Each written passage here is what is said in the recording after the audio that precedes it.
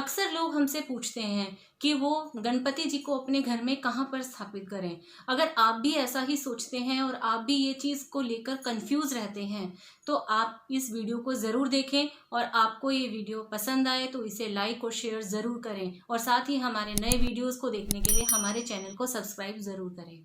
नमस्कार, मैं डॉक्टर सोनिका जैन। आज हम गणपति जी की स्थापना कहाँ पर की जाए और कैसे की जाए, इसके विषय में थोड़ी बातचीत करेंगे।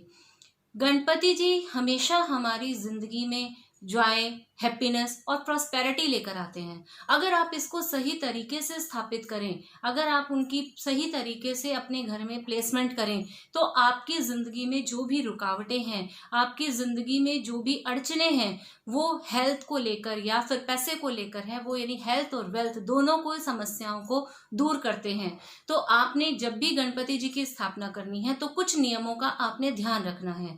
सबसे पहली बात, अक्सर लोग ऐसा कहते हैं कि गणपति जी की स्थापना या गणपति जी कोई भी पिक्चर वो अपने घर के मेन गेट पर चिपका देते हैं। वहां पर लगाना बहुत ही गलत है। आप इस चीज को हमेशा ध्यान रखें कि इस तरह के उपाय लोग बता देते हैं कि कभी भी घर के अगर आपने मेन डोर पर गणपति जी की कोई पिक्चर लगाई है तो आप उसकी पीठ के पीछे यानी बैक साइड पर एक और पिक्चर जो घर के अंदर की तरफ से लगा दी जाती है वो लगा दें, तो इस प्रकार ये दोष दूर हो जाता है। जबकि ऐसा कभी भी नहीं होता।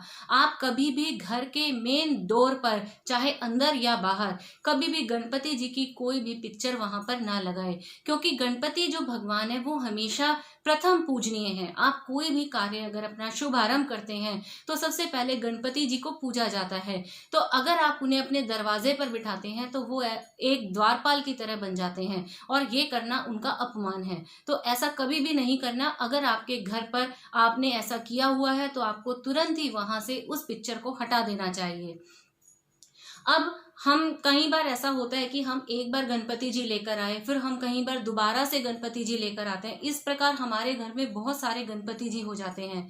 ये भी एक हमारे घर में एकाग्रता की कमी को लेकर आता है। आप हमेशा ध्यान रखें कि जब भी कभी आप गणपति जी अपने घर में रखते हैं तो एक से ज्यादा गणपति जी आपने नहीं रखने।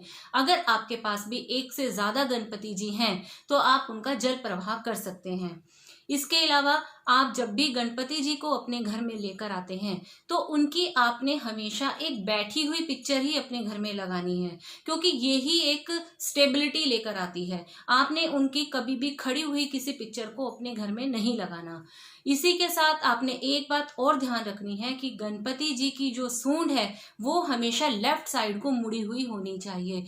वही आपके लिए जीवन में सुख सुविधाएं, प्रॉस्पेरिटी लेकर आएगी। तो ये छोटी छोटी बातें हैं, अगर आप इनको पालन करेंगे और इसके साथ ही अगर आप इनकी स्थापना वास्तु के हिसाब से सही दिशा में करेंगे तो आपको गणपति स्थापना का बहुत अधिक लाभ होगा। वास्तु के हिसाब से आपको गणपति जी की स्थापना उत्तर या उत्तर पूर्व दिशा यानी नॉर्थ डायरेक्शन या नॉर्थ ईस्ट डायरेक्शन में करनी चाहिए। इन दिशाओं में गणपति जी की स्थापना करने से वो आपको अपना पूरा एक आशीर्वाद दे सकेंगे और आप उनका पूरा एक आशीर्वाद प्राप्त कर सकोगे। ये आपके लिए बहुत ही लाभकारी होगा। धन्यवाद।